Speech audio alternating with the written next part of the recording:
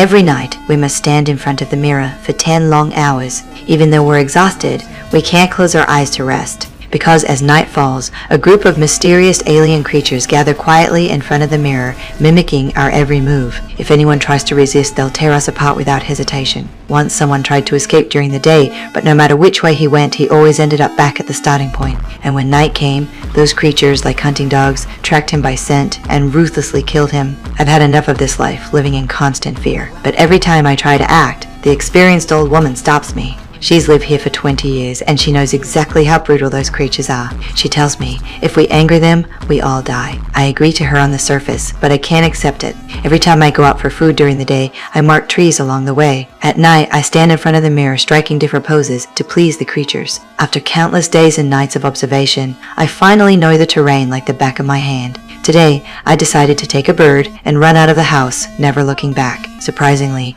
the old woman didn't stop me this time. I felt confused, but followed the markings I left behind, running as fast as I could, hoping to escape the forest before nightfall. I kept running until I saw an open space ahead, but just as I thought I'd escaped the forest, the sight in front of me shattered my hope. Mountains stretched endlessly across the horizon. I realized, even if I ran my legs off, I could never escape in a single day. Despair swallowed me whole. At that moment, the old woman appeared behind me. You're not the first to have tried getting out. We've all tried and failed. I had no choice but to follow her back. This failure made me accept the reality and obey the rules.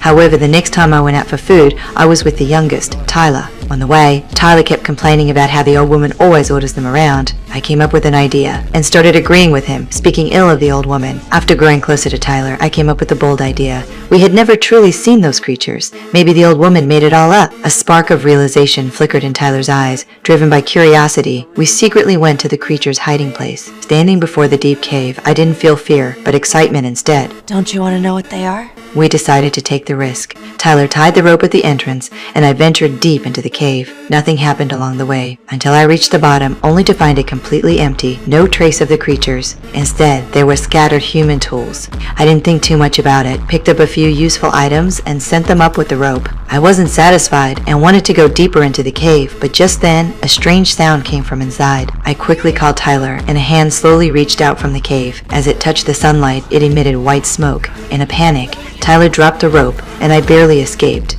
Soon, the items we brought back proved useful. Tyler used an old camera and monitor to create a simple camera, hoping to see the creature's true form. However, late at night, the monitor still showed a blank screen. Just when we thought the creatures wouldn't appear, there was a heavy knock at the door. Then, a human leg appeared on the monitor. Before we could react, Lisa suddenly stood up, as if drawn by something, and walked toward the steel door. Yes, honey.